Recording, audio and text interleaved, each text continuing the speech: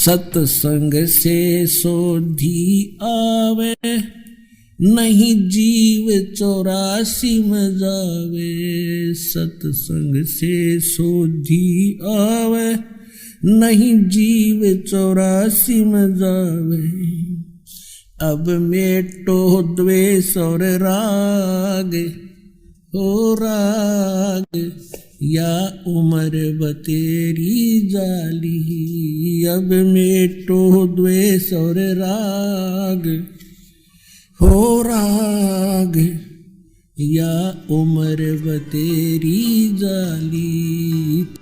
अब दिखाते हैं 600 वर्ष पहले उस कबीर देव ने, कबीर साहब ने, जिसको दानक दुल्हा कहा करते थे, उसने ये लीला की है, वो भगवान है। दिखाते हैं उनकी जीवनी में 600 वर्ष पहले जो लीला की थी वो आदरणीय धर्मदास साहिब जी ने लिपिबद्ध कर रखी है। देखिएगा, ये है पवित्र कबीर सागर, जिसमें परमात्मा की लीला वर्णन है। जब कबीर साहब आए थे, संपूर्ण 11 भाग, खेमरा श्री कृष्णदास प्रकाशन, बम्बई। कबीर सागर संपूर्ण भाग, ये वही। इसके कौन है संशोधक? कबीर पंथी ही इसके संशोधक हैं। कबीर पंथी भारत पथिक स्वामी युगलानंद बिहारी द्वारा परिष्कृत, ये इसके मुद्रक एवं प्रकाशक हैं। खेमरा श्री कृष्णदास अध्यक्ष, श्री वेंकटेश्वर परेश, खेमरा श्री कृष्ण मार्ग, कृष्णदास मार्ग, मुंबई। इसका थोड़ा सा मौखिक सुनाता हूँ, उसके बाद आपके बहुत आसानी से समझ में आ जाएगा। परमात्मा 600 वर्ष पहले इस कलयुग में सन 1398 संवत 1455 ज्येष्ठ सुदी पूर्णमासी को सचखंड से सतलोक से चलकर आए थे। ब्रह्म मुहूर्त में अरे कमल के फूल पर शिशु रूप धारण करके विराजमान हुए थे। उनके प्रत्यक्ष दृष्टा एक अष्टानंद नाम के ऋषि थे, जो उसी सरोवर पर प्रतिदिन स्नान करके आते थे। गर्मियों का मौसम था और वहीं पर बैठकर अपनी साधना को उस समय अपने गुरु द्वारा प्राप्त साधना को किया करते थे। वो ऐसा करने में व्यस्त थे, ट्राई कर रहे थे। उसी समय ब्रह्म मुहूर्त यानी सूर्योदय होने से लगभग 1.5 घंटा पूर्व आकाश से एक प्रकाश का गोला सा आया। अष्टानंद जी ने देखा कि इतना तेज प्रकाश कैसे आ रहा है, इतनी गति से। उसकी आंखें चुंधियागी बंद होगी। जैसे हम सूर्य की तरफ देखते हैं, आंखें बंद होती हैं तो सूर्य का प्रकाश रहित आकार दिखाई देता है। ठीक इसी प्रकार जब अष्टानंद जी ने उस प्रकाश के गोले को देखना चाहा, उसकी आंखें बंद होगी, वो सहन नहीं कर सकी चरम दृष्टि। आंखें बंद हुई तो उसने क्या देखा कि एक शिशु रूप दिखाई देता है, उसका ही प्रकाश था।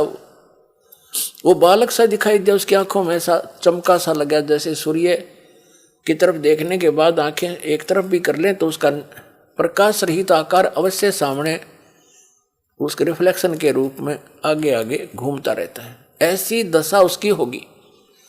और कुछ देर के बाद वो प्रकाश एक कोने में सिमट गया, उस तालाब के कोने में। अष्टानंद जी ने सोचा कि अपने गुरुजी से पूछूंगा, ये मेरी कोई भक्ति की उपलब्धि है या मेरा कोई धोखा है। अपने गुरु स्वामी रामानंद जी ब्राह्मण महर्षि थे, वेदों और गीता और पुराणों के मर्मज्ञ माने जाते थे। उनसे जब पूछा कि भगवान आज मैंने ऐसे ऐसे आकाश से प्रकाश का गोला सा देखा, उसको मेरी आंखें सहन नहीं कर सकी। आंखें बंद हुई तो एक बालक दिखाई दिया, शिशु, और थोड़ी सी देर में वो प्रकाश कमल के फूल यानी एक सरोवर के अंदर सिमटता दिखा। अब जैसा उस ऋषि ने ज्ञान था, स्वामी रामानंद ने अपने शिष्य का समाधान इस प्रकार किया कि बेटा, ऊपर के लोकों से अवतारी शक्तियां आती हैं, अवतार गणाते हैं, तब उनकी ऐसी ही पहचान होती है। तारा सा टूटता है, यहाँ कहीं माँ के गर्भ से जन्म लेंगे। अब उन्हें इतना ज्ञान था कि इनके भगवान माँ से जन्म लेकर आते हैं, लेकिन ये परमात्मा सबका जनक है, सर्वोत्पादक है। ये किसी माँ से जन्म नहीं लेता, ये स्वयं आकर प्रकट हुए थे। तो नीरू नीमा नाम के वो पहले गौरी शंकर नाम के ब्राह्मण थे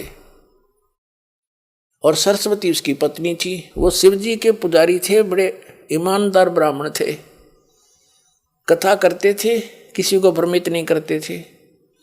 जो पैसा आ जाता था दक्षिणा का उससे निर्वाह चलाते थे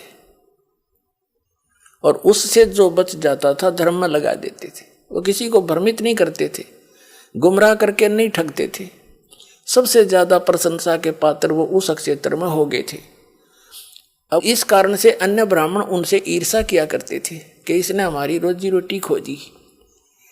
इस बात का मुसलमानों को ज्ञान था कि हिंदू धर्म का प्रचार ये गौरी शंकर कर रहा है ब्राह्मण, और उनको ये भी मालूम था कि अन्य इनके ब्राह्मण जो गुरु हैं, जो दुनिया जिनके पीछे लगी है, वो अधिकतर इसके विरुद्ध में है, इसे ईर्ष्या करते।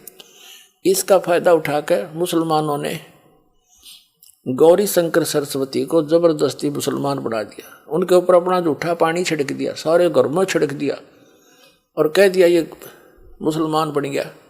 दूसरे ब्राह्मण जो उससे ईर्ष्या करते थे गौरी शंकर से, उन तो बड़ी खुशी हुई, सब जगह मुनादी करा दी, गौरी शंकर मुसलमान बन गया है, उसका भाईचारा बंद, गंगा में स्नान बंद। 1 मिनट में कर गए काम और वो विवश हो गए। उनका नाम रख दिया नूर अली, जिसको नीरू कहने लगे, और सरस्वती का नाम रख दिया नियामत, उसको नीमा कहने लगे। नीरू और नीमा नाम से वो प्रसिद्ध हो गए। अब उनके पास रोजी रोटी निर्वाह की समस्या आई तो उन्होंने एक कोई ऐसा काम देखना चाहा जो बगैर पैसे के शुरू हो। उन्होंने कपड़ा बुनने का काम शुरू कर दिया, किसी ने सलाह दे दी। और कपड़ा बुनने में कुछ नहीं करना, 4 लकड़ के लठ गाड़ने होते हैं, तार पूरा रखना, उस पर लागे करने। जिस कारण से वो जुलाहा कहलाए। वो निसंतान थे, आयु बहुत होगी थी, 60 वर्ष के आसपास। उनका गंगा में स्नान करना बंद करा दिया था, तो वो उस लहर तारा तालाब में स्नान करने जाया करते जहां परमात्मा आकर विराजमान हुए थे कमल के फूल पर।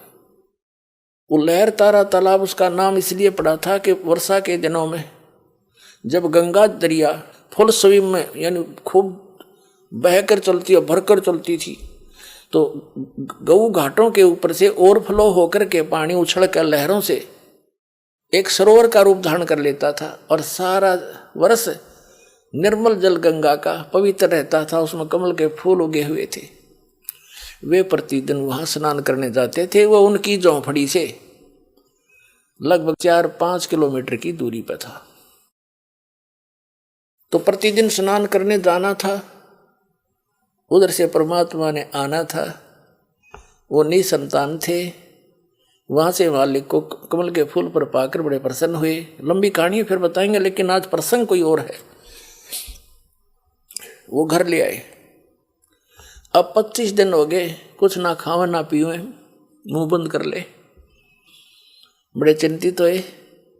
नीमा बड़ी परेशान होगी कि हे शंकर भगवान, या तो युद्ध देना ही नहीं था, लाल अपने रो पीट का टाइम पास कर रहे थे, और आज आपने लाल दिया बच्चा दिया है, अब ये कुछ खा पी नहीं रहा, भगवान भी वापस ले रहे हो। बहुत बुरी तरह रो रही थी कि कहा था कि यदि ये बच्चा मर गया तो साथ मरूंगी, फाइनल फैसला। तो परमात्मा ने सोचा बुढ़िया मरेगी। शिव जी को प्रेरित किया, शिव मंडल से, शिव के लोक से एक साधु रूप बना कर आया और कहा माई क्यों रो रही है, कारण पूछा, बताया। साधु रूप में खड़े शिव जी ने कहा कि देखा तेरा बेटा कहाँ, लाइए। नीमा परमात्मा को पालने से उठा के लाई और सोची महात्मा के चरणों में डाल दूं, बच्चे की जान बख्श दे। जो ही चरणों में डालना चाहा, बच्चा आकाश में उड़ गया और उस साधु शिवजी के सिर के समान हवा में खड़ा हो गया, से ठहर गए। अब शिवजी समझ गए कि माई ये तो बहुत सिद्धि वाला बालक है। ऐसे हाथ किया शिवजी ने, उसके हाथों में आ गए और 7 बार चर्चा करी दोनों ने। परमात्मा ने कहा नवजात शिशु रूप में कि महात्मा जी इनसे कहो कुंवारी गाय लाओ, उसका दूध पीऊंगा मैं। अब नीमा से कहा शिव जी ने कि तेरे पति को बुला और एक कुंवारी गाय लाओ और कोरा बर्तन लाओ को मार के, एक छोटा सा मटका। ऐसा ही किया गया। फिर बोले भगवान 25 दिन की लीला में आयु में कि महात्मा जी आप इसके ऊपर थपकी लगा दो बछिया के कमर पे, तब यह दूध देगी। शिव जी ने थपिया लगाई, थपकी लगाई, लंबे लंबे सतन हो गए। पात्र वो नीचे रखा हुआ था कोरा, वो चल पड़ा, दूध अपने आप ने खूब जोर से धार बंध गई और पात्र भरते रुक गया। वह गाय फिर डेली दूध देने लगेगी, कुंवारी गाय। अपने आत्माओं ये लीला किसने की? जो वेद बताते हैं वो ऐसी लीला करता जब शिव स्वरूप में प्रकट होता है। उग्र गतियां प्रेरणा करती है उसको। जब हाहाकार मच जाता, 600 वर्ष पहले आए थे परमात्मा, ऐसी शांति कर गए थे, अभी तक चल रही थी वो। अब 50 वर्ष से फिर बिजली गिर गई, हाहाकार मच गई। एक माया माया दिखाई देती है, कितना जुल्म हो गया, हाहाकार मची है। अब ये धर्म की स्थापना फिर होगी इस दास के माध्यम से और फिर से शांति होगी। तो उस समय परमात्मा जब आए थे 600 वर्ष पहले, ये लीला की थी और लिपिबद्ध की हुई है 600 वर्ष पहले की, आज की नहीं है ये। तो इसे आसानी से समझ में आ जाएगा हु इज गॉड, जिसके बारे में वेद भी बताते हैं और वो लीला कर रखी है। देखिएगा ये कबीर सागर संपूर्ण 11 भाग, खेमरा श्री कृष्ण दास प्रकाशन बंबई।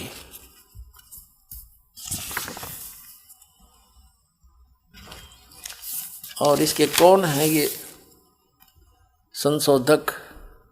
कबीर पंथी भारत पथिक स्वामी युगलानंद विहारी द्वारा पुरस्कृत। मुद्रक एवं प्रकाशक खेमराज श्री कृष्णदास, अध्यक्ष श्री वेंकटेश्वर प्रेस, खेमराज श्री कृष्णदास मार्ग, मुंबई से। इसमें एक ज्ञान सागर नाम का चैप्टर है। इसके 74 पृष्ठ पर सुन जुल्हा मन भयो आनंदा, जिमी चकोर पायो निशि चंदा, और ले सुत चले हर्ष मन कीना, उस लड़के को उठाकर वहां से चल पड़े। तासो पुनस असबोल ही लीना, सुत काशी को ले चले लोग देखण ते आव, लोग देखण आव जब इतने सुंदर बालक ने। अन्न पानी बख्शे नहीं, अन्न पानी खावे नहीं, जुल्ला शोक जनावे। जुल्ला ने फिर चिंता होगी।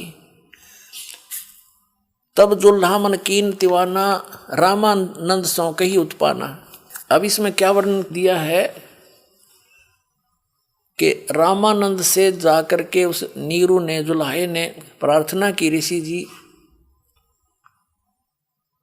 मुझे एक पुत्र ऐसे ऐसे जंगल में मिला है फूल के ऊपर, और कुछ खाता पीता नहीं, कुछ विधि बताओ, कुछ जंतर मंत्र करो।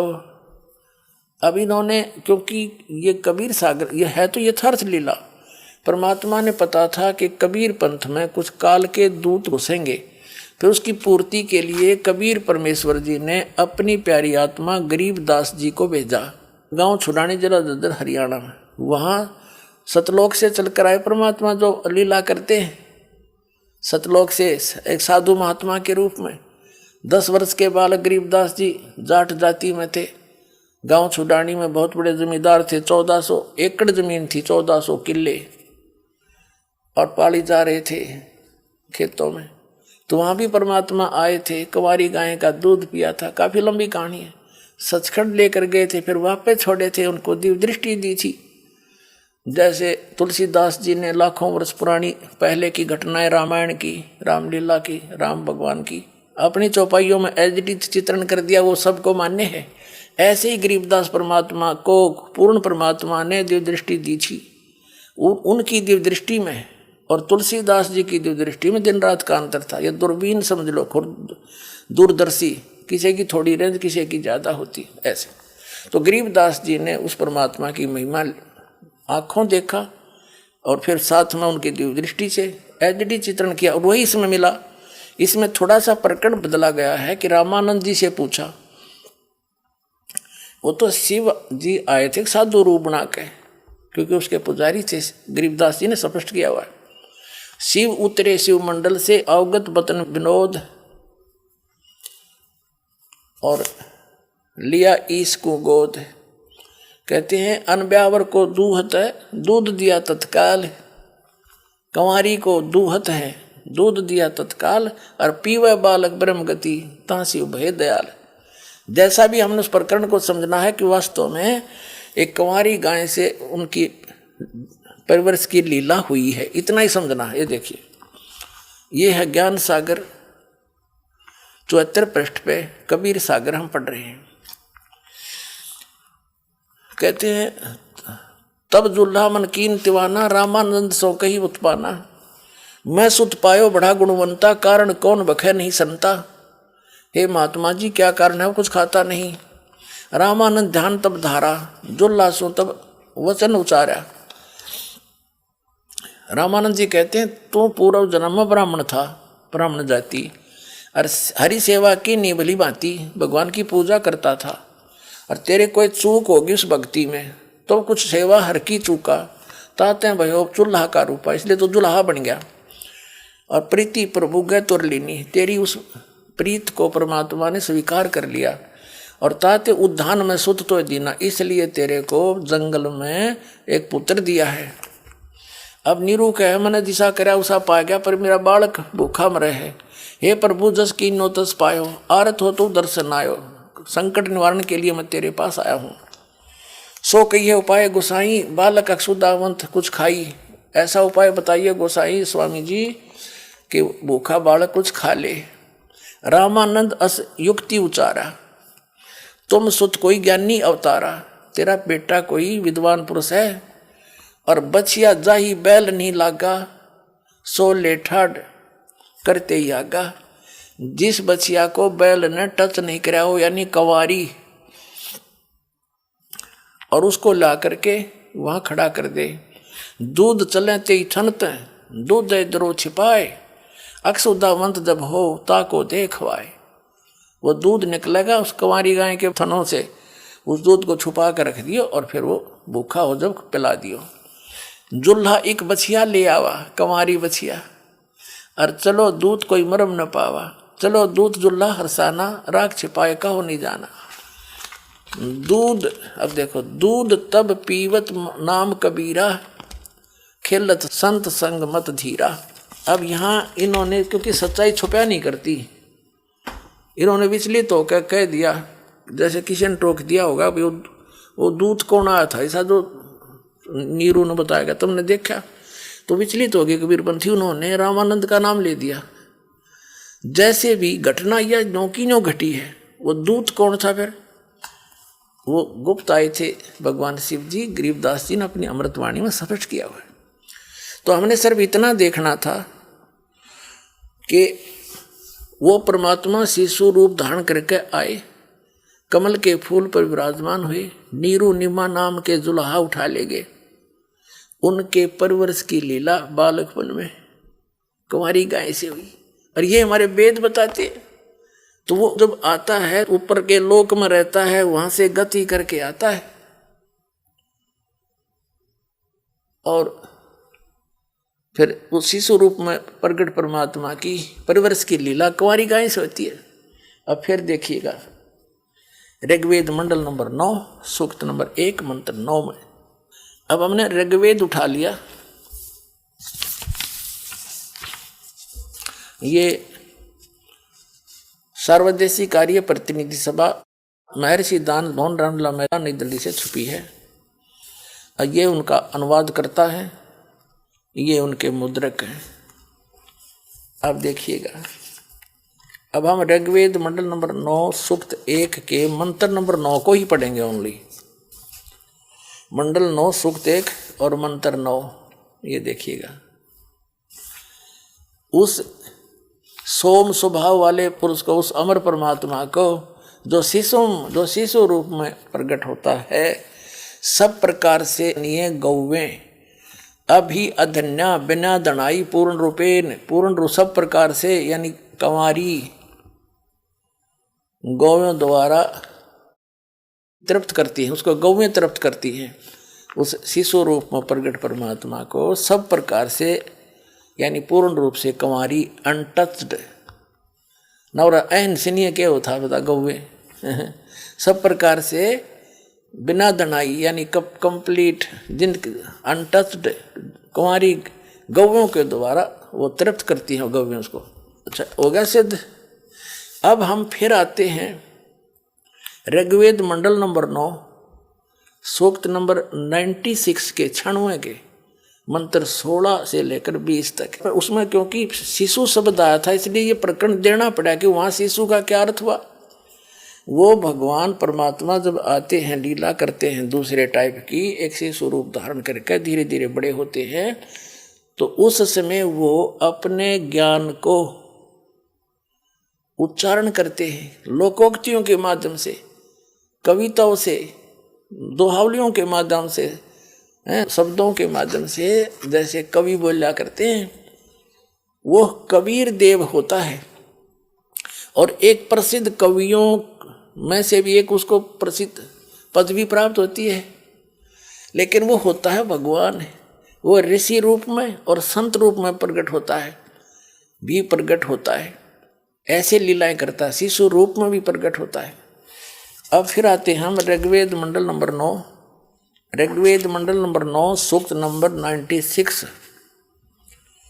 96 के मंत्र 16 में तो हमने पढ़ लिया था कि हे परमात्मन सर्वोपरि रहस्य यानी गुप्त अति गुप्त श्रेष्ठ जो आपका नाम, जो तुम्हारी संज्ञा है, जो तुम्हारा नाम है, असली नाम गुप्त, उसका ज्ञान कराएं। यहाँ कराया हो ज्ञान 17वें में। यहाँ शिशु रूप है। शिशुम जगानम हरियंतम व्रजंती शुभंती वहीन मृत गणेन कबीर गिरभी कावेना कबीर।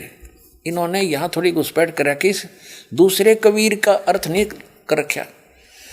संत सोम पवित्र अत्यति रेभन, इन्होंने क्या अर्थ किया है कि शिशुम शिष्यति सूक्ष्म करोति प्रलय काले जगत जगदिति शिशु पर परमात्मा, उस परमात्मा को यहाँ कहना था जो शिशु रूप में प्रकट होता है। वो परमात्मा को जो सदा प्रकट है। जगानम माने प्रकट होता है शिशु रूप धारण कर, शिशुम जगानम शिशु रूप धारण बालक रूप धारण करके प्रकट होता है। यहाँ आता है जो अत्यंत कमनीय है, उसको उपासक लोग बुद्धि विषय करते हैं, स्तुतियों द्वारा उसका गुणगान करते हैं।